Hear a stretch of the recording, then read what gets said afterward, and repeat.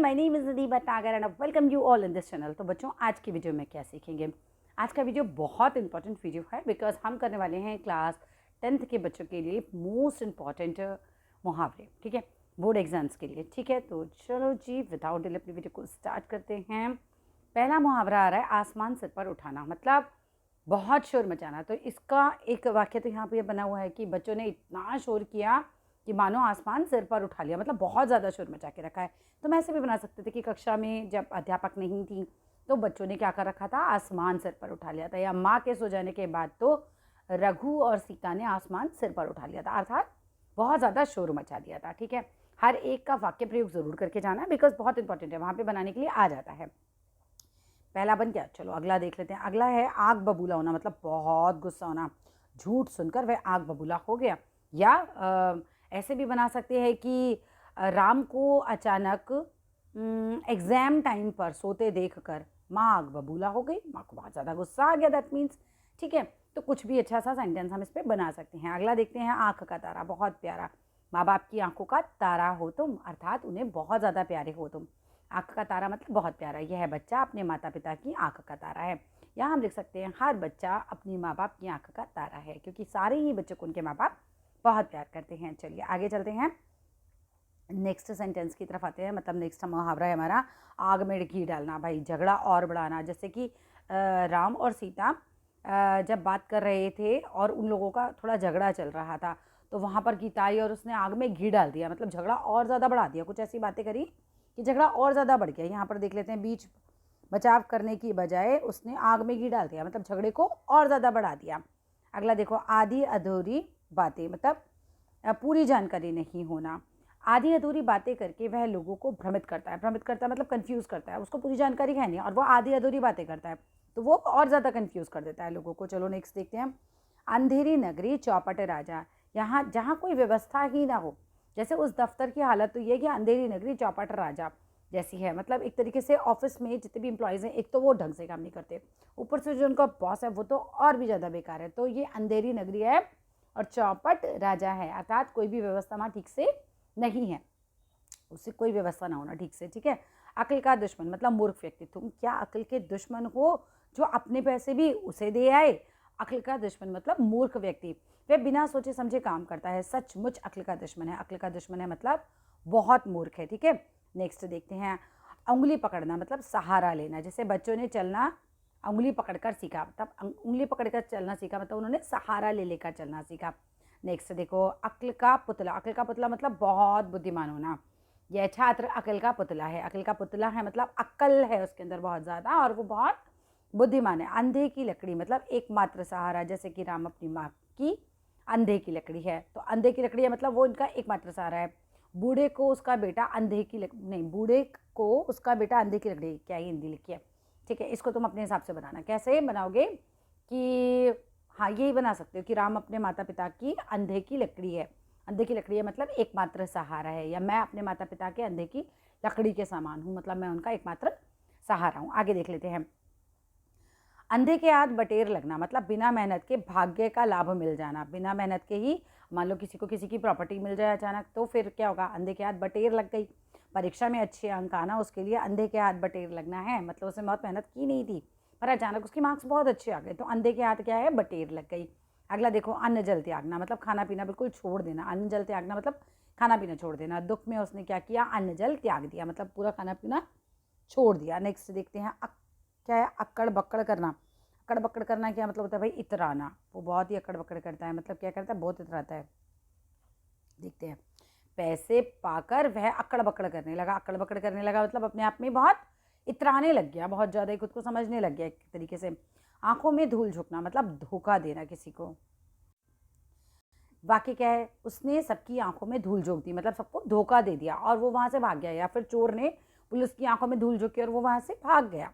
आसमान छूना मतलब बहुत ऊंचाई पर पहुँच जाना। आसमान छूना मतलब बहुत तरक्की करना, जैसे या कोई चीज़ का बहुत ज़्यादा बढ़ जाना। जैसे आजकल महंगाई जो है वो आसमान छू रही है, वही सेंटेंस आपको भी दे रखा है कि आजकल क्या है, महंगाई जो है वो आसमान छू रही है, मतलब बहुत ऊंचाई पर पहुँच गई है, मतलब बहुत ज़्यादा ही हो गई है कुछ। नेक्स्ट देखते हैं, आग के गोले उगलना मतलब बहुत ज़्यादा गुस्से में बोलना। नेता ने सभा में आग के गोले उगले, आग के गोले उगले मतलब बहुत ज़्यादा गुस्से में बहुत कुछ बोल दिया। नेक्स्ट देखो, अकल ठिकाने लगना, सही समझ आना। अब उसकी अकल ठिकाने लग गई, ठीक है। राजा मिलने पर उसकी अकल ठिकाने लग गई। हाँ, जब राजा से मिलने पर उसकी अकल ठिकाने लगी, राजा ने उसको कुछ कहा होगा। या फिर तुम ऐसे कर सकते हो कि जब रमेश को उसकी माँ ने घर से निकाल दिया, तब उसकी अकल ठिकाने लग गई। उसको अकल ठिकाने लग गई मतलब उसको सब कुछ सही से समझ में आया कि लाइफ क्या है, मतलब पैसे कैसे कमाए जाते हैं ऑल। नेक्स्ट देख लेते हैं, आम के आम गुठलियों के दाम, यानी कि दोहरा लाभ हो जाना, किसी को डबल कोई प्रॉफिट हो जाना। जैसे कि हर काम में तो आम के आम गुठलियों के दाम मिले, इस काम में तो अच्छा, इस काम में तो आम के आम गुठलियों के दाम मिले। तो मतलब क्या हुआ, इस काम में तो मुझे बहुत ज़्यादा बेनिफिट हो गया। भाई चश्मा ले लेती हूँ, बहुत छोटा छोटा लिखा है तो बड़ी दिक्कत सी हो रही है। चलो, इस काम में तो क्या हो गया, मुझे डबल बेनिफिट मिल गया। आम के आम हो गए और गुठलियों के दाम हो गए। जैसे कि मान लो कि तुम मान लो हाँ, जैसे कि क्या हुआ, तुमने अपने फ्रेंड को पढ़ाया और फ्रेंड के भी नंबर अच्छे आ गए और तुम्हारे भी, तो तुम्हें दोहरा लाभ हो गया। तुम भी अच्छा पढ़ गए और तुम्हारा दोस्त भी अच्छा पढ़ गया। आगे देखो, अंगारों पर बैठना मतलब बेचैनी से रहना बहुत ज़्यादा। बेटे की तबीयत देखकर माँ अंगारों पर बैठी थी। माँ अंगारों पर बैठी थी, एक तरीके से माँ बहुत बेचैन थी। या फिर अंगारों पर बैठना ऐसे भी हो सकता है कि जैसे किसी को बहुत ज़्यादा हार्ड वर्क करना पड़ जाए, बहुत ज़्यादा, ठीक है, और वहाँ पे कोई सुविधा भी ना हो और वो बहुत ज़्यादा बेचैन तुमको दिख रहा हो सिचुएशन में, तब भी अंगारों पर बैठना जैसा तुम कुछ डाल सकते हो। बहुत ज़्यादा मतलब एक तरीके से बहुत बेचैन हो जाना, बहुत परेशान हो जाना किसी चीज़ को लेकर, उसके लिए आ जाता है। बेटे की तबीयत देखकर माँ अंगारों पर बैठी थी, मतलब बहुत ज़्यादा बेचैन थी। उड़ती चिड़िया पहचानना, उड़ती चिड़िया पहचानना मतलब बहुत होशियार होना। भाई प्यारी इतना चतुर है कि उसने उड़ती चिड़िया, वो तो उड़ती चिड़िया पहचान लेता है, मतलब ई सो इंटेलिजेंट, और वो कुछ भी बात बहुत आराम से समझ जाता है। वो बहुत होशियार है, उड़ती चिड़िया पहचान लेता है, तुम उसे बेवकूफ़ बना ही नहीं सकते क्योंकि वो तो उड़ती चिड़िया पहचान लेता है। नेक्स्ट देखो, ऊँट के मुँह में जीरा, बहुत थोड़ी चीज़ मिलना। इतने बड़े परिवार में 1 किलो चावल तो ऊँट के मुँह में जीरा है। या मान लो कि रमेश जो है वो तो बहुत सारा खाना खाता है, उसके लिए तो 2 रोटी ऊँट के मुँह में जीरे के समान है, अर्थात बहुत कम है। उल्टी गंगा बहाना, असंभव काम करना मतलब इम्पॉसिबल काम करना, उसका ऐसा बदलना तो उल्टी गंगा बहाने के समान है। जैसे कि तुम तो जैसे मान लो कि बेटियों के घर का कहते हैं भाई पानी नहीं पीना चाहिए, वैसे तो खैर आज के टाइम में कोई नहीं मानता, वाक्य प्रयोग में बना सकते हैं कि जब मिस्टर शर्मा अपनी बेटी के घर में बहुत सारा अनाज लेकर पहुँचे, तो उसकी माँ ने कहा, उसके पति की माँ ने कहा कि आप तो उल्टी गंगा बहा रहे हो, मतलब एक तरीके से आप जो है वो उल्टा उल्टा काम कर रहे हो एक तरीके से, ठीक है। असंभव काम करना नहीं हो सकता, उल्टी गंगा बहाना होता है मतलब आप उल्टा उल्टा काम कर रहे हो, आप उल्टी गंगा बहा रहे हो, ऐसा थोड़ी होता है क्या, मतलब आप बेटी के घर इतना अनाज लेकर आओ। Just try to understand this, ठीक है। उल्टी खोपड़ी मतलब बेअकल इंसान, तुम तो एकदम उल्टी खोपड़ी। उल्टी खोपड़ी मतलब तुम्हारे अंदर दिमाग ही नहीं है। उल्टी खोपड़ी के लोग ही झगड़ा करते हैं, मतलब बेअकल इंसान ही झगड़ा करता है, अकलमंद आदमी तो नहीं ना झगड़ा करता है। उल्टी गिनती शुरू होना मतलब उल्टी गिनती मतलब अंत निकट आना। जैसे बूढ़े की उम्र में उल्टी गिनती शुरू हो गई है, बूढ़े की उम्र में आप भी तुम अपने आप से बनाओ इसको, अंत निकट आ गया। जैसे हम कह सकते हैं कि रमेश के पिता जो हैं उनकी तो उल्टी गिनती शुरू हो गई है, अर्थात वो बहुत बीमार है। हम ऐसे कर सकते हैं कि वो बहुत बीमार है, अब उनकी उल्टी गिनती शुरू हो गई, अर्थात वो है कि भाई डेथ बहुत ज़्यादा नज़दीक आ गई है। चलिए आगे देखते हैं। एक अनार 100 बीमार, चीज़ कम हो और चाहने वाले बहुत ज़्यादा हों।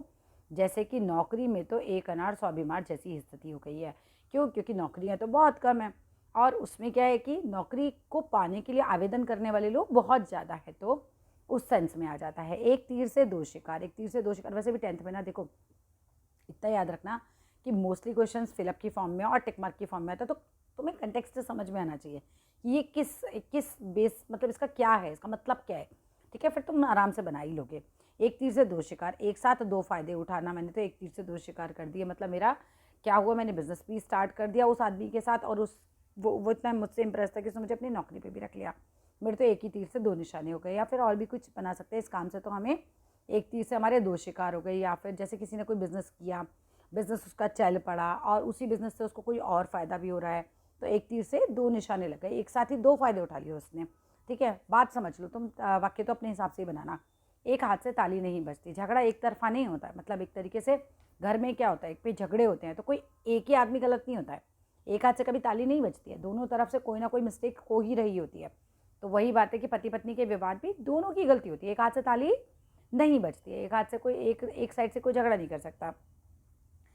ओस चाटना मतलब व्यर्थ प्रयास करना, बेकार में लाइक कोशिश करना, बिना पढ़े परीक्षा पास करना।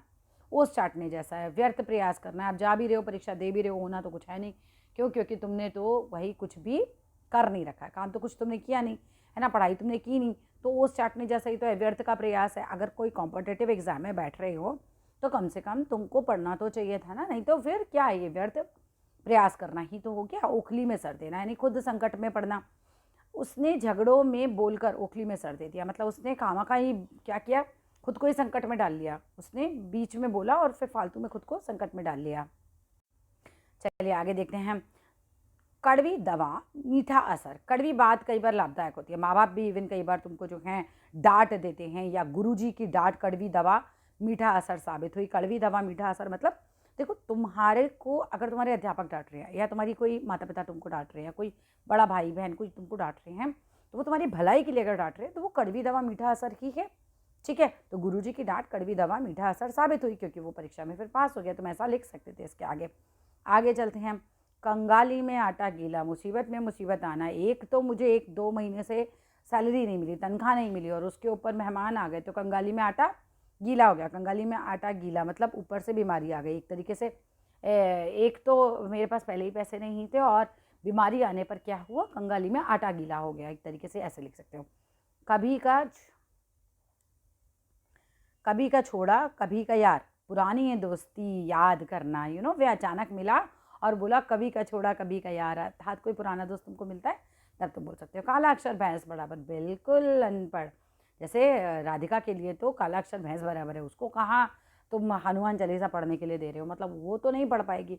ठीक है, काला अक्षर भैंस बराबर मतलब बिल्कुल अनपढ़ है, तो काला अक्षर भैंस बराबर है।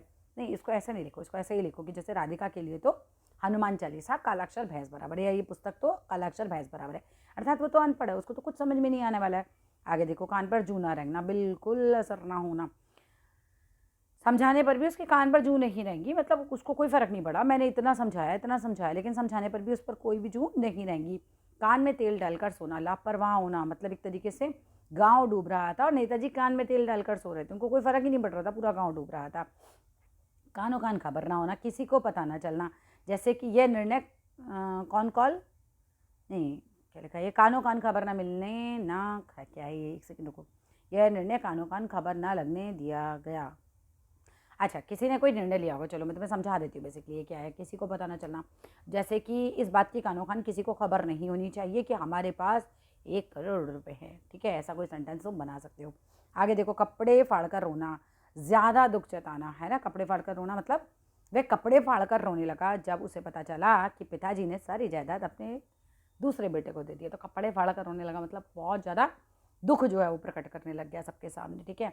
कठिनाई का पहाड़ टूटना तो सीधा सीधा है, कठिनाई का पहाड़ ही टूट गया तो मतलब बहुत बड़ी मुसीबत आ गई नौकरी जाने पर, तो उस पर कठिनाई का पहाड़ टूट गया। और फिर ऐसे भी कुछ इसमें ऐड ऑन कर सकते थे कि जब रमेश को पता चला कि उसका बेटा बहुत ज़्यादा बीमार है और अचानक उसकी नौकरी चली गई, तो क्या हुआ, उस पर तो कठिनाइयों का पहाड़ टूट गया। एक तो नौकरी चली गई, ऊपर से बच्चा बीमार है।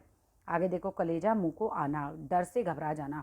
हादसा देखकर तो कलेजा मुंह को आ गया, मतलब वो बहुत ज़्यादा ही डर गया कहीं ना कहीं। आगे चलते हैं। कलेजा ठंडा होना मतलब संतोष मिलना। न्याय पाकर पीड़ित का कलेजा ठंडा हो गया, मतलब जब व्यक्ति को न्याय मिल गया, जब जस्टिस मिल गया, तो उसके कलेजे को ठंडक पड़ गई कि हाँ भाई आप ठीक है, ये तो होना ही चाहिए था। कलेजा पत्थर करना, बहुत कठोर बनना। उसने कलेजा पत्थर कर बेटे को डांटा, मतलब बेटे को डांटना उसको बिल्कुल पसंद नहीं था, या फिर हम कह सकते हैं उसने कलेजा पत्थर कर बेटे को विदेश पढ़ने भेज दिया।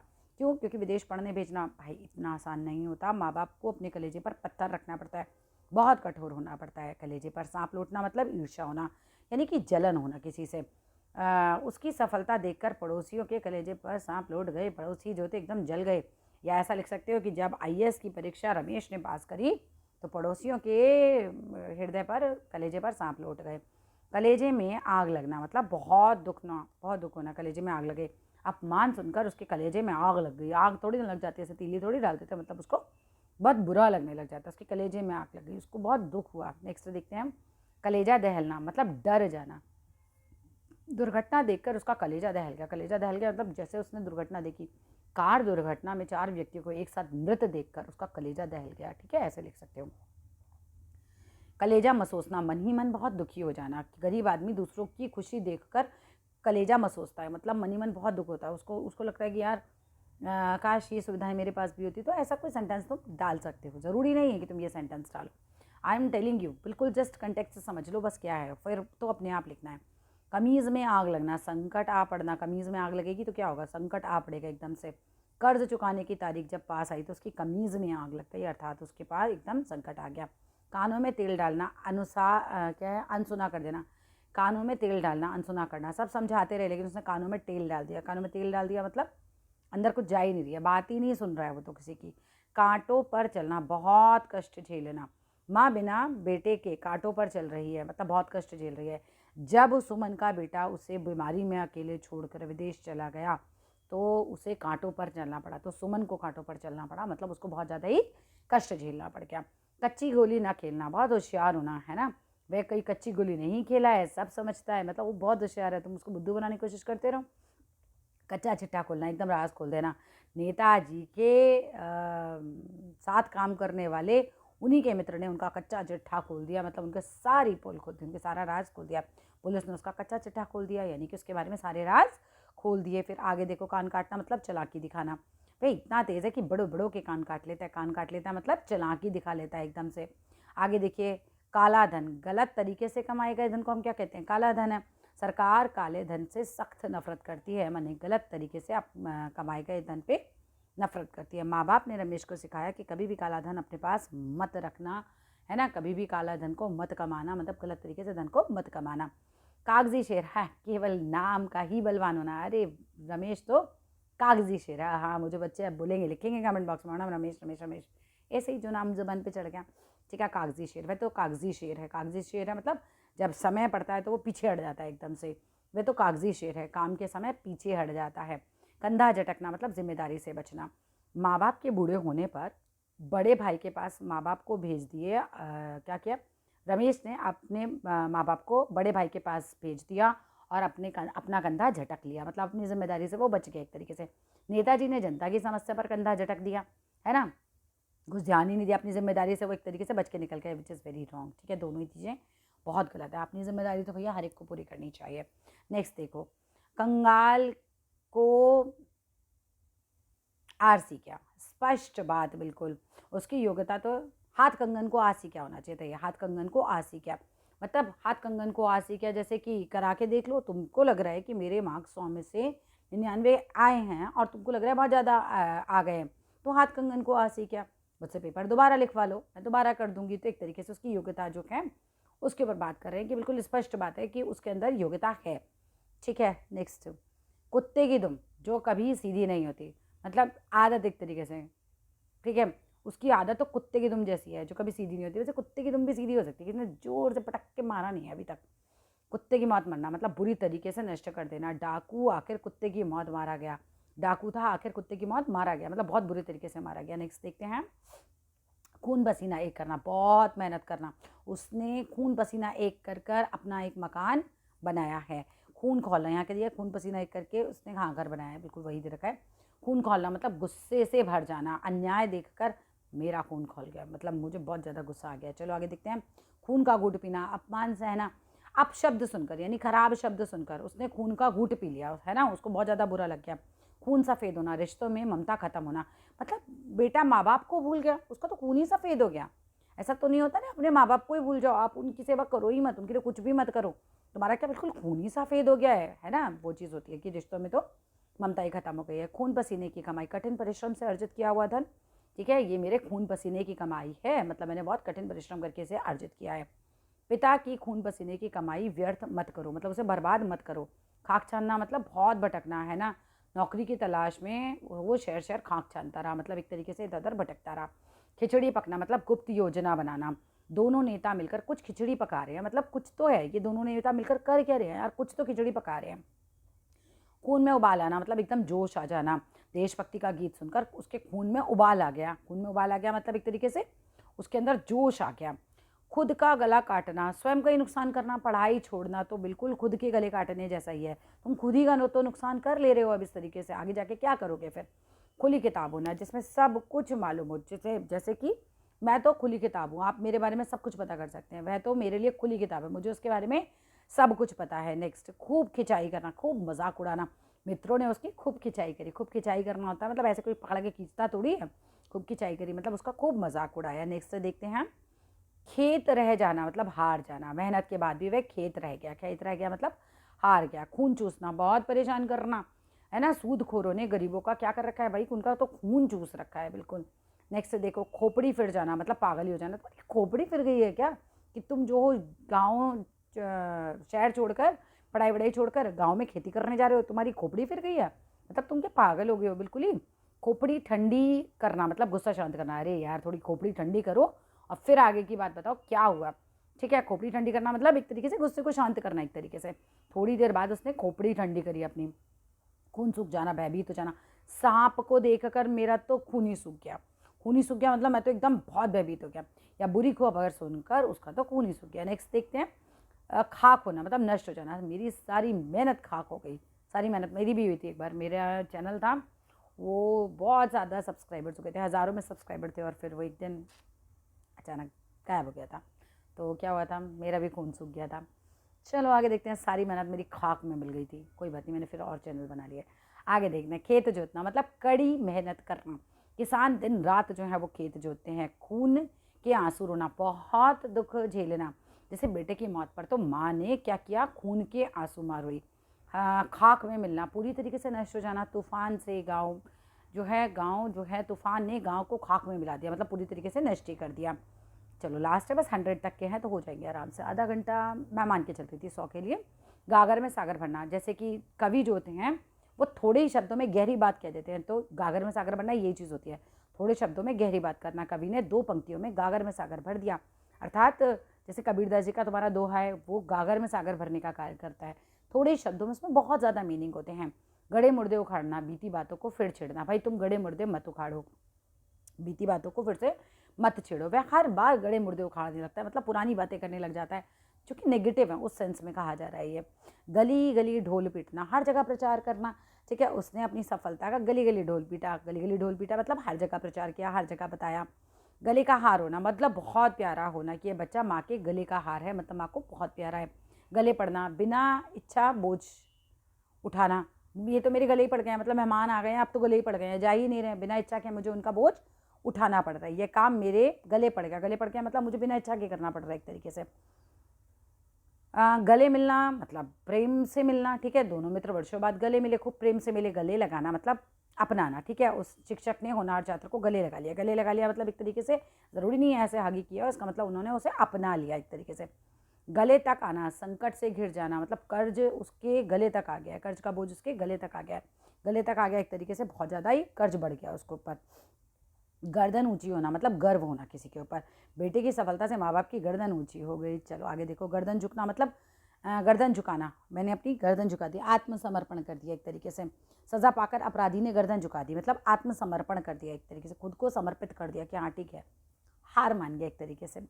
आगे देखो, गोलमाल करना। गोलमाल मतलब धोखा देना किसी को। उसने हिसाब किताब में गोलमाल किया मतलब हिसाब किताब में कुछ ना कुछ गड़बड़ किया।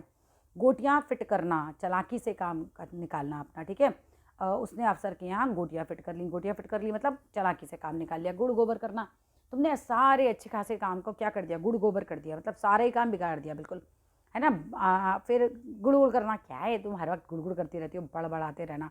सज़ा मिलने पर वह गुड़ गुड़ करने लग गया, बड़बड़ाने लग गया। ठीक है, नेक्स्ट आता है, गुड़ खाकर गुलगुले से परहेज। हा ढोंग ढोंग करना बिल्कुल। ये तो गुड़ खाकर गुलगुले से परहेज करने जैसा ही है। मतलब तुम कह रहे हो कि तुम नॉनवेज नहीं खाते। जब मैं तुम्हारे घर आया था तो तुम तो मतलब बहुत ज़्यादा ही ऐसा कर रहे थे, है ना। और आज तुम खूब बैठ के इतना नॉनवेज खा रहे हो, तुम तो ढोंग कर रहे थे, है ना। गुड़ खाकर गुलगुले करना, गुलगुले से परहेज एक तरीके से। ठीक है, और आज मतलब तुम अंडा भी खाने को मना कर रहे हो, तो ऐसा कह सकते हैं कि गुड़ खाकर तुम गुलगुले से परहेज कर रहे हो। गुड़ की चाशनी में फंसना, मीठी मीठी बातें करना। बच्चा गुड़ की चाशनी में फंसकर ठगा गया, मतलब मीठी मीठी बातों में ही आ गया एक तरीके से। गुपचुप रहना, गुपचुप रहना मतलब चुपचाप रहना। ये सारी बैठक में गुपचुप बैठा रहा, गुपचुप बैठा रहा मतलब शांत बैठा रहा एक तरीके से। गले की हड्डी बनना, मुसीबत बन जाना। अरे यार ये तो प्रोजेक्ट मेरे गले की हड्डी बन गया है, अब मतलब मैं इसको क्या करूँ मैं इस प्रोजेक्ट का। ठीक है, मेरे गले की हड्डी बन गया ये प्रोजेक्ट। फिर क्या है, गगनचुंबी होना, बहुत ऊंचा होना। शहर की ये इमारत तो एकदम इतनी ऊंची है कि गगनचुंबी इमारत लगती है। गगनचुंबी मतलब वही है कि शहर में गगनचुंबी इमारतें खड़ी हो गई, मतलब बहुत ऊंची ऊंची इमारतें खड़ी हो गई। गंगा नहाना, पवित्र होना, गंगा स्नान करने से लोग पवित्र हो जाते हैं। या फिर ऐसा करो, बेटी की शादी करने के बाद सीता गंगा नहा ली, मतलब कहते नहीं गंगा नहा ली, मेरे सारे काम हो गए, पवित्र हो गई मैं एक तरीके से। तो बस बचे होते हैं यहाँ मेरे 100 मुहावरे कंप्लीट। देखो आधा घंटा भी नहीं रखा, जब चाहे रिवाइज़ कर सकते हो। ये एक ऐसा ही वीडियो है कि चलते फिरते तुम बस सुन लो, रिविजन कर लो, और तुम्हारे बहुत सारे मुहावरे तुम्हें ऐसे ही याद हो जाएंगे। फिर मिलते हैं नेक्स्ट वीडियो में। अच्छा लगे तो ज़रूर लाइक करना। इसी चैनल पर लाइन बाय लाइन एक्सप्लेनेशन भी मैं डाल रही हूँ चैप्टर्स की, प्लस तुम्हारे बोर्ड एग्जाम्स के पेपर भी मैं यहीं सॉल्व करवा रही हूँ। हमने बहुत सारे पेपर डाले भी हैं और आगे भी बहुत सारे डालेंगे। Do subscribe the channel, share the channel. Thank you.